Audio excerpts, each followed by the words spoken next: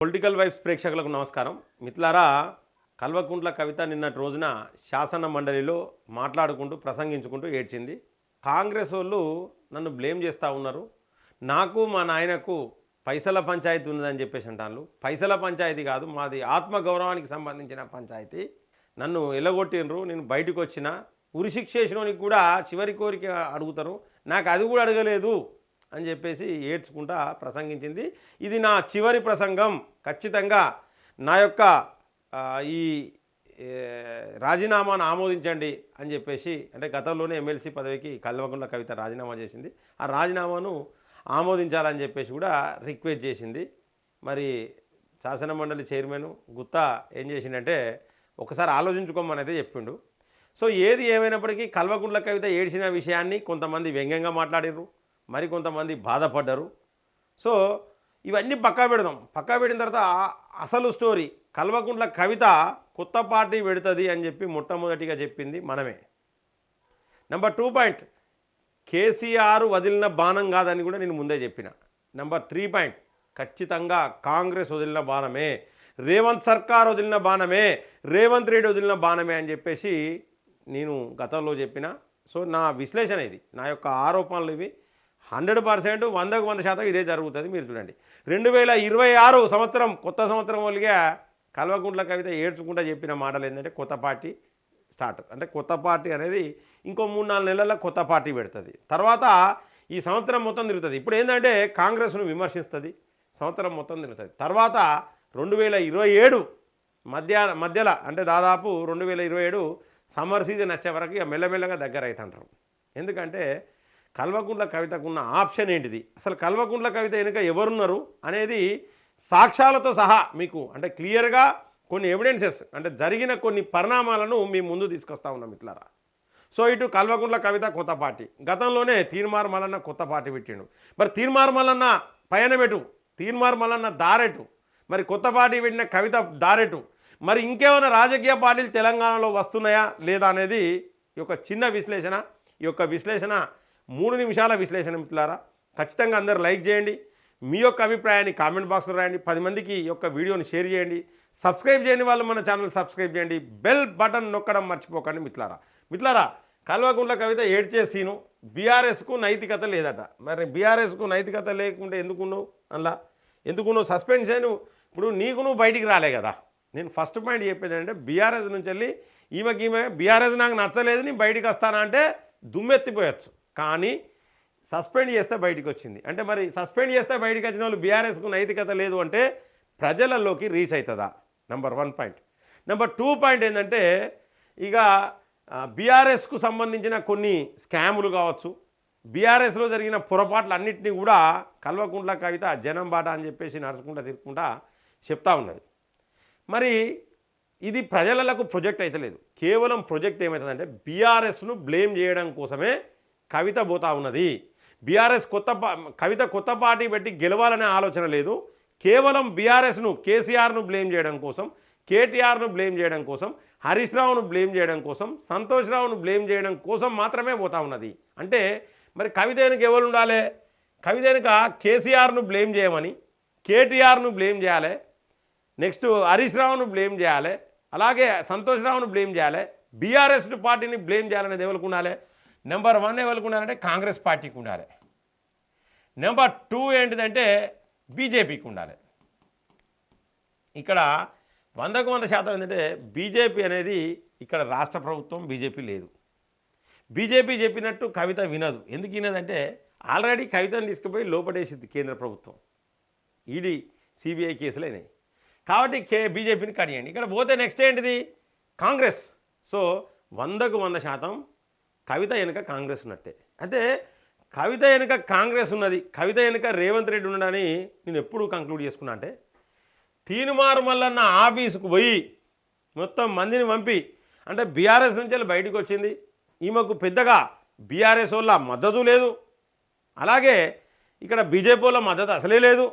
మరి ఈమె కాంగ్రెస్కు సంబంధించిన వ్యక్తే కానప్పుడు ఎవరు లేకుండా మందిని పంపించింది, తీన్మార్ మల్లన్న ఆఫీస్కి మీదకి దాడికి పంపించింది. అంత ధైర్యం, అంత సాహసం ఎవరు చేస్తారంటే ఏదో ఒక అండ ఉండాలి. ఏదో ఒక అండ లేనిది తీన్మార్ మల్లన్న ఆఫీస్ మీదకి పోయి దాడి చేయడం చాలా కష్టం. Number 1 point. కాబట్టి ఇక్కడ 100% ఆ ధైర్యం ఇవ్వాలంటే ఆ ధైర్యం రేవంత్ రెడ్డి అనిపిస్తూ ఉన్నది, ఆ ధైర్యం రేవంత్ సర్కారే అనిపిస్తూ ఉన్నది, ఆ ధైర్యం తెలంగాణలో ఉన్న కాంగ్రెస్ పార్టీ అనిపిస్తూ ఉన్నది. మరి తెలంగాణలో ఉన్న కాంగ్రెస్ పార్టీ అందరూ ఇదే చూస్తూ ఉన్నారా? అయితే ఇంకొకటి ఏంటంటే జనం బాట. ఈమె తిరుగుతా మొత్తం రాష్ట్రం మొత్తం తిరుగుకుంటా బీఆర్ఎస్ను బ్లేమ్ చేసే కార్యక్రమం. అంటే ఇంతగానం తిరిగి బీఆర్ఎస్ను బ్లేమ్ చేయాలి అంటే అయితే నెంబర్ 1 పాయింట్ ఏంటంటే కవితకు కేసీఆర్ అంటే కోపం ఉండాలి. కేసీఆర్ అంటే కవిత కోపం లేదు. మా నాన్న దేవుడు, మా నాన్న మంచోడు, మా నాన్న చుట్టుపక్కలనే దయాలు అని చెప్పేసి అన్న కవిత మరి రాష్ట్రం మొత్తం జనం బాట తిరగమని చెప్పేసి అంత ఫ్రీడమ్ ఇచ్చింది ఎవరు? మరి ఇక్కడ ఉన్న ప్రభుత్వం ఏంటిది? కాంగ్రెస్ ప్రభుత్వం. కాబట్టి ఖచ్చితంగా రేవంత్ రెడ్డి కావచ్చు, రేవంత్ సర్కార్ కావచ్చు, ఈ కాంగ్రెస్ ప్రభుత్వమే కవితకు ఫ్రీడమ్ ఇచ్చింది. బీఆర్ఎస్ను బ్లేమ్ చేసి రాపో, కొత్త పార్టీ పెట్టుకో, తర్వాత ఇండి కూటమి ఉన్నది కదా రాహుల్ గాంధీ చచ్చిపోయిన కూటమి, ఆ కూటమిలోకి రా, మళ్ళీ మనదే ప్రభుత్వం కాంగ్రెస్ ప్రభుత్వం వస్తుంది, వచ్చినప్పుడు నువ్వు 2, 3 ఎమ్మెల్యేలు గెలుచుకొని రా, 2 గెలుచుకొని రా, నీకో మంత్రి పదవి ఇస్తా అని చెప్పచ్చు. అందుకనే కేవలం కవిత ఈ ఇండి కూటమి ఈ మాయలో పడ్డది. అంటే కవిత చెప్పే బీసీ కథలన్నీ కళ్ళుబొలిన కథలే. ఈ బీసీ కథలను ఎవరు నమ్మద్దు మిట్లారా. 100% నా విశ్లేషణ ఎప్పుడు రాంగ్ కాదు. కాకపోతే బీజేపీకి పాజిటివ్ చెప్తా. కొన్ని సందర్భాలలో బీజేపీ లేవకపోతే హైడ్రాలిక్ యంత్రాలు పెట్టడం అలవాటే, తప్పదు. మరి ఏం చెప్తాం? మోడీ అంటే ఇష్టం ఉండి కొంతమందిని హైడ్రాలిక్ యంత్రాలు పెట్టి లేపాల్సి వస్తుంటుంది తప్పని పరిస్థితులలో. ఇప్పుడు అది బంద్ పెట్టినాం, ఈ హైడ్రాలిక్ యంత్రాలు పెట్టేది బంద్ పెట్టినాం. ఉన్నది ఉన్నట్టు కుల్లంగా చెప్తా ఉన్నాం. సో మొత్తానికైతే కల్వకుంట్ల కవిత వెనుక కాంగ్రెస్ ఉన్నది, కల్వకుంట్ల కవిత వెనుక రేవంత్ సర్కార్ ఉన్నది, కల్వకుంట్ల కవిత వెనుక ఖచ్చితంగా రేవంత్ రెడ్డి ఉండడం అనేది క్లియర్ కట్. అంటే ఒక పార్టీ పెట్టడం అనేది మామూలైన విషయం కాదు మిత్రులారా, ఎంతో డబ్బుతో కూడుకున్నది. ఇంకోటి ఏంటంటే కవితను ఎక్కువ ఆదరిస్తలేరు అసలు. ఫస్ట్ ఆఫ్ ఆల్ ఇప్పుడున్న పరిస్థితులలో కొంత స్ట్రాంగ్గా ఉన్నదంటే బీఆర్ఎస్ఏ ఉన్నది. కవిత ఎంత ప్రొపగండ చేసుకొచ్చినా కూడా బీఆర్ఎస్ మీద ఇంపాక్ట్ పడతలేదు. కేవలం బీఆర్ఎస్ను మొత్తం బ్లేమ్ చేయాలనే ఉద్దేశంతోనే కవిత తిరుగుతుందని ప్రజలు అనుకుంటారు తప్పితే బీఆర్ఎస్ లంగపాటి దొంగపాటి అని ప్రజలు అనుకుంటలేరు. అటువంటి పరిస్థితికి అలా వచ్చింది. కాబట్టి కవితను ప్రజలు నమ్ముతలేరు. ఇంకోటి ఏంటంటే లిక్కర్ స్కామ్ కేసులో అంటే నిన్న ఏడ్చుకుంటా కల్వకుంట్ల కవిత చెప్పింది కదా, నా పిల్లల మీద ప్రమాణం చేస్తున్నా, మా ఇలవేల్పు లక్ష్మీ నరసింహస్వామి మీద ప్రమాణం చేస్తున్నా, మాది పైసల పంచాయతీ కాదు ఆత్మగౌరవ పంచాయతీ అన్నది. నేను ఇవాళ ఒక ప్రశ్న అడుగుతున్నా, మీ పిల్లల మీద ప్రమాణం చేసి ఆ లక్ష్మీ నరసింహస్వామి మీద ప్రమాణం చేసి మీరు కాంగ్రెస్తోని కుమ్ముక్కు కాలేదా? మీరు రేవంత్ సర్కార్తోని కుమ్ముక్కు కాలేదా? మీరు రేపు పొద్దుగాల పార్టీ పెట్టమని చెప్పింది మీకు రేవంత్ సర్కార్ కాదా, రేవంత్ రెడ్డి కాదా అనేది ఆ పిల్లల మీద ప్రమాణము ఆ లక్ష్మీ నరసింహస్వామి మీద ప్రమాణం చేసి చెప్తారా? ఇది number 1 point. Number 2 point, liquor స్కామ్తోని నాకు సంబంధం లేదు అని చెప్పేసి మీ పిల్లల మీద మీ ఇలవేల్పు లక్ష్మీ నరసింహస్వామి మీద ప్రమాణం చేసి చెప్పగలుగుతారా? కల్వకుంట్ల కవితను అడుగుతా ఉన్నా స్ట్రైట్గా. నెంబర్ 3 పాయింట్, ఇవాళ మీరు బయటికి వచ్చినాకనే బీఆర్ఎస్ లంగా దొంగ అంటారు. మరి బీఆర్ఎస్లో ఉన్నప్పుడు ఎందుకు అనలేదు? బీఆర్ఎస్లో ఉన్నప్పుడు మీరు ఎందుకు బీఆర్ఎస్ పార్టీలో ఈ తప్పు జరుగుతుందనే అంశాలను ఎందుకు మాట్లాడలేదు నేను అడుగుతా ఉన్నా. మీరు లిక్కర్ స్కామ్ కేసులో అరెస్ట్ అయిన తర్వాత బయటికి వచ్చిన తర్వాత మాత్రమే ఈ మార్పులు చేర్పులు ఎందుకు జరిగినాయి అంటే కల్వకుంట్ల కవితకు ఒకటి ఉన్నది, బీజేపీ మీద ప్రతీకారం తీసుకోవాలి, దేశంలో ఖచ్చితంగా ఇండి కూటమి రావాలి, రాష్ట్రంలో కాంగ్రెస్ రావాలి, ఆ వచ్చే ప్రభుత్వంలో నేనుండాలి, నన్ను అరెస్ట్ చేసిన బీజేపీకి బుద్ధి చెప్పాలనే ఆలోచన మైండ్లో కల్వకుంట్ల కవితకు 100% ఉన్నది. అందులో నో డౌట్. ఎందుకంటే గతంలో కల్వకుంట్ల కవిత మాట్లాడింది, బీఆర్ఎస్ దాంట్లో బీజేపీలో విలీనం కావాలని అడిగినరు, నేను ఒప్పుకోలేదు అని చెప్పేసి గతంలో కల్వకుంట్ల కవిత మాట్లాడడం. సో దాన్ని బట్టి చూస్తూ ఉంటే ఏంటంటే కల్వకుంట్ల కవిత వెనుక ఖచ్చితంగా కాంగ్రెస్ పార్టీ ఉన్నది, కల్వకుంట్ల కవిత వెనుక ఖచ్చితంగా రేవంత్ సర్కారే ఉన్నది, కల్వకుంట్ల కవిత వెనుక ఖచ్చితంగా అంటే రేపు పొద్దున కల్వకుంట్ల కవిత ఇండి కూటమికి రిప్రజెంట్ చేయడం కోసం అంటే ఇండి కూటమిలో భాగస్వామ్యం కావడం కోసం మాత్రమే పార్టీ పెట్టబోతున్నట్టయితే సమాచారం ఉన్నది. కానీ తెలంగాణలో ఇటువంటి రాజకీయాలు చెల్లవు. కల్వకుంట్ల కవిత పరిస్థితి ఎట్లయితుందంటే 100% 100% షర్మిల పరిస్థితి ఎట్లదో ప్రస్తుతానికి కల్వకుంట్ల కవిత పరిస్థితికి అట్లయితుంది. తర్వాత మళ్ళీ కాంగ్రెస్లోకి పోవడో ఏదో ఒకటి చేయాలి, రాజకీయాలకు గుడ్ బై చెప్పాల్సిన పరిస్థితి కల్వకుంట్ల కవితకు వస్తుంది. ఇక ఇంకొక విషయం చెప్తా ఉన్నా, మేము అక్రమంగా ఒక్క రూపాయి సంపాదించలేదు, నేను లిక్కర్ స్కామ్లో లేను, నా దగ్గర ఉన్నది అవినీతి సొమ్ము కాదు, జనాల సొమ్ము కాదు, నేను కష్టపడి చెమటోర్చి సంపాదించుకున్న సొమ్మే అని మీ పిల్లల మీద మీరు మీ యొక్క ఇలవేల్పు లక్ష్మీ నరసింహస్వామి మీద ఒట్టేసి చెప్పగలరా కల్వకుంట్ల కవితను అడుగుతా ఉన్నా. ఇవన్నీ నా స్ట్రేట్ ప్రశ్నలు. కాబట్టి కల్వకుంట్ల కవితను తెలంగాణలో నమ్మే పరిస్థితి అయితే లేదు. ఇది 100% నిజము. ఖచ్చితంగా ఇండి కూటమిలో భాగస్వామ్యం కావడం కోసం మాత్రమే ఇప్పుడు రాజకీయ పార్టీ పెట్టబోతా ఉన్నది. చాలామంది కల్వకుంట్ల కవిత దగ్గరికి పోయేటోళ్ళు ఏమనుకుంటారంటే, ఓ డబ్బు ఫుల్ ఉన్నది, ఖర్చు పెడుతుంది, మొత్తం పార్టీ ఇంట్లో లేపుతుంది మొత్తం అని చెప్పేసి అనుకుంటారు. ఇదంతేం జరగదు. ఎందుకంటే ఆ పార్టీ ఎక్కడికి పోవాలో అక్కడికి. కేవలం కల్వకుంట్ల కవిత ఒక్క సీటు మాత్రం తెచ్చుకుంటుంది, ఎమ్మెల్యే టికెట్ ఒకటి తెచ్చుకుంటుంది, దానికి కాంగ్రెస్ మద్దతు ఇస్తుంది. ఇది జరగబోయేది. ఇది కవిత ఎపిసోడ్ మిత్రులారా, ఇదే జరుగుతుంది నా విశ్లేషణ. సో ఇది ఒక సైడ్. ఇంకా నానానికి రెండో వైపు తీన్మార్ మల్లన్న మా తమ్ముడు టీఆర్పీ తెలంగాణ రాజ్యాధికార పార్టీ ఏదో పెట్టిండు. అయితే తీన్మార్ మల్లన్న బీసీ ఉద్యమం అంటే బీసీల కోసమే ఫైట్ చేస్తానని చెప్పిన తీన్మార్ మల్లన్న మరి ఎన్ని సీట్లలో నిలబెడతాడు. ఇప్పుడు కల్వకుంట్ల కవిత రేపు పొద్దున పార్టీ పెట్టిన 119 నియోజకవర్గాలలో అభ్యర్థులు దొరకరు. కాబట్టి ఖచ్చితంగా ఒక పార్టీతోనే అలయన్స్ కావాల్సిందే, బీజేపీతో కాదు. బీఆర్ఎస్తో లొల్లి, మిగిలింది కాంగ్రెస్. ఖచ్చితంగా అలయన్స్ అవుతుంది 100%. అలయన్స్ కాదు ఎక్కడ 119 నియోజకవర్గాలలో అక్కడ క్యాండిడేట్స్ ఉండరు. 119 నియోజకవర్గాలలో క్యాండిడేట్స్ ఉన్నప్పుడు పరిస్థితి ఎట్లుంటుంది మిత్రులారా, ఒక్కసారి ఆలోచించండి. కాబట్టి ఖచ్చితంగా అలయన్స్ కావాల్సిందే. ఇక పోతే తీన్మార్ మల్లన్న పార్టీ పెట్టిండు. తీన్మార్ మల్లన్న పార్టీ పెట్టిన తర్వాత కాంగ్రెస్ వెళ్ళగొట్టి. తీన్మార్ మల్లన్న మోటో ఏంటిది? బీసీ ముఖ్యమంత్రి కావాలి, బీసీలకే రాజ్యాధికారం కావాలి. కాబట్టి కాంగ్రెస్కు మద్దతు తెలపడు, 100% కాంగ్రెస్కు మద్దతు తెలపడు. నెంబర్ 2 పాయింట్ ఏంటంటే ఇట్లారా, ఇది క్లియర్గా మీరు ఖచ్చితంగా మీరు తెలుసుకోవాలి. ఇది చాలా ఇంపార్టెంటు.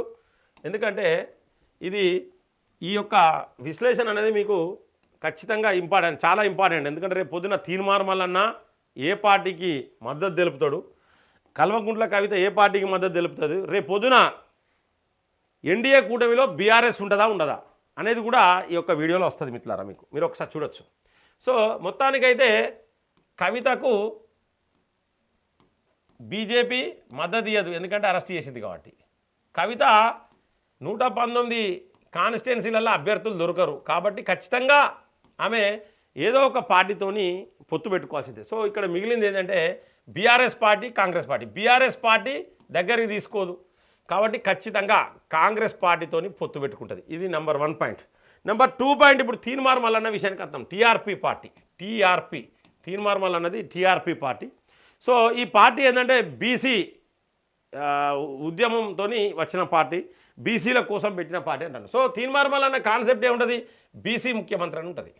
కాబట్టి ఇప్పుడున్న వాటిలల్లో కాంగ్రెస్ అనేది రెడ్డి సామాజిక వర్గం కాబట్టి ఖచ్చితంగా కాంగ్రెస్కు నో చెప్తాడు. ఎందుకంటే ఒకవేళ కాంగ్రెస్తో పొత్తు పెట్టుకుంటే బట్టలు చెప్పి కొడతారు తీన్మార్ మల్లన్న. కాబట్టి 100% తీన్మార్ మల్లన్న కాంగ్రెస్ పార్టీతో పోడు. ఇక పోతే బీఆర్ఎస్ పార్టీ కూడా వెలుమ సామాజిక వర్గానికి సంబంధించిన పార్టీ కిందకి పడ్డది కాబట్టి బీఆర్ఎస్ పార్టీలో పోడు. ఇక మిగిలింది ఏంటంటే బీజేపీ. సో ఈ బీజేపీ బీసీ ముఖ్యమంత్రి అన్నారు కాబట్టి ఒకవేళ బీజేపీ కనుక బీసీ ముఖ్యమంత్రిని చేస్తే తీన్మార్ మల్లన్న ఈ యొక్క బీజేపీతోని పొత్తు పెట్టుకునే అవకాశం. లేదంటే 119 నియోజకవర్గాలలో తీన్మార్ మల్లన్నకు కూడా అభ్యర్థులు దొరకరు, అందులో నో డౌట్. అయితే నెక్స్ట్ ఏంటంటే ఇక్కడ ఒక ట్విస్ట్ ఏంటంటే చాలామంది ఏంటంటే బీఆర్ఎస్ బీజేపీ పొత్తు పెట్టుకుంటారై అని చెప్పేసి ఒకటి వచ్చింది. కానీ 100% పొత్తు అనేది ఉండదు. ఎందుకు ఉండదంటే బీజేపీ బీసీ ముఖ్యమంత్రి అని అనౌన్స్ చేశారు. ఈ సందర్భంలో బీఆర్ఎస్తో పొత్తు పెట్టుకుంటే మనకు బీజేపీకి సగం సీట్లు, బీఆర్ఎస్కు సగం సీట్లు ఇవ్వరు. ఎక్కడ రావవి, ఎక్కడ పంపకాలు ఉంటాయి. ఎందుకంటే బీఆర్ఎస్ అనేది కొంచెం స్ట్రాంగ్ ఉన్న పార్టీ ఇక్కడ. నెక్స్ట్ ప్రాంతీయ పార్టీ కాబట్టి బీఆర్ఎస్కు 80% సీట్లు ఇస్తారు, 20% సీట్లు మాత్రమే బీజేపీకి ఇస్తారు. కాబట్టి బీసీ ముఖ్యమంత్రి అనేది నినాదం అనేది నడవదు. కాబట్టి ఖచ్చితంగా బీఆర్ఎస్తో పొత్తుండదు. మరి బీఆర్ఎస్తో పొత్తుండదు కాబట్టి బీఆర్ఎస్తో పొత్తుండనప్పుడు ఏంది? ఖచ్చితంగా తీన్మార్ మల్లన్న 100% బీజేపీతోని అలయన్స్ అయ్యే అవకాశం. ఒకవేళ పరిస్థితులు మంచిగా లేవు, బీజేపీ ఇట్లనే దరిద్రంగా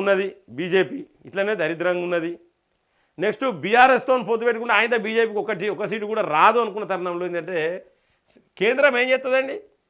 ఇక నువ్వు బీఆర్ఎస్ ఆడ నువ్వు ఎన్ని గెలుచుకో సపరేట్ చూసుకుంటా కూర్చుంటుంది. బీజేపీకి గెలిచిన వాళ్ళు గెలుస్తారు, ఎవరిది వాళ్ళకు వదిలేస్తుంది, ఎవరితో పొత్తులు ఉన్నాయి కాబట్టి. ఎందుకంటే వాళ్ళకి కావాల్సిన ఎంపీ సీట్లు. సో అక్కడ ఎన్డీఏలో ఎవరు ఉంటారంటే ఈ యొక్క బీఆర్ఎస్ ఎన్డీఏలకు పోయే అవకాశం, అక్కడ ఎంపీ సీట్లు ఇచ్చే అవకాశం అది జరుగుతుంది. అంటే ఏది ఏమైనప్పటికీ తీన్మార్ మల్లన్నకు అవకాశం ఏంటంటే భారతీయ జనతా పార్టీ. ఇక పోతే జనసేన కమిటీలు రద్దు చేసిర్రు, జనసేన కూడా ఖచ్చితంగా ఎన్డీఏ. అంటే ఇక్కడ ఎన్డీఏ అంటే తెలంగాణలో ఎన్డీఏ అంటే తీన్మార్ మల్లన్న పార్టీ, అలాగే జనసేన, బీజేపీ, నెక్స్ట్ వస్తే టీడీపీ ఖమ్మంలోనో కొన్ని చోట్ల హైదరాబాద్లో పోటీ చేయడానికి. అంటే వీళ్ళందరూ కలిసి పోటీ చేసే అవకాశం అయితే చాలా స్పష్టంగా కనబడతా ఉన్నది. సో మిత్రులారా, ఏది ఏమైనప్పటికీ తీన్మార్ మల్లన్న 119 నియోజకవర్గాల్లో క్యాండిడేట్లు పెట్టే అవకాశం లేదు కాబట్టి పొత్తు పెట్టుకోవాల్సిందే. కల్వకుంట్ల కవిత కొత్త పార్టీ పెట్టి 119 నియోజకవర్గాలలో పోటీ చేసే పరిస్థితి లేదు కాబట్టి పొత్తు పెట్టుకోవాల్సిందే. కల్వకుంట్ల కవిత కాంగ్రెస్కు మద్దతు, తీన్మార్ మల్లన్న బీజేపీకి మద్దతు ఇవ్వక తప్పదు 100% ఇందులో నో డౌట్. ఇక పోతే ఇంకేమన్నా కొత్త పార్టీలు వస్తాయా రావా అనేది మరొక ఈ ఎంపీటీసీ జెడ్పీటీసీ ఎన్నికలను బట్టి రాజకీయాలు సమీకరణాలు మారతాయి. ఆ తర్వాత తెలంగాణలో మరొక కొత్త పార్టీ వస్తుందా రాదా అనేది కూడా మనం చెప్పుకోవచ్చు. మిత్రులారా, ఈ యొక్క విశ్లేషణ మీకు నచ్చినట్లయితే లైక్ చేయండి, అలాగే మీ యొక్క అభిప్రాయాన్ని కామెంట్ బాక్స్లో రాయండి. సబ్స్క్రైబ్ చేయని వాళ్ళు మన ఛానల్ సబ్స్క్రైబ్ చేయండి, బెల్ బటన్ నొక్కడం మర్చిపోకండి. మిత్రులారా, జై హింద్, జై భారత్.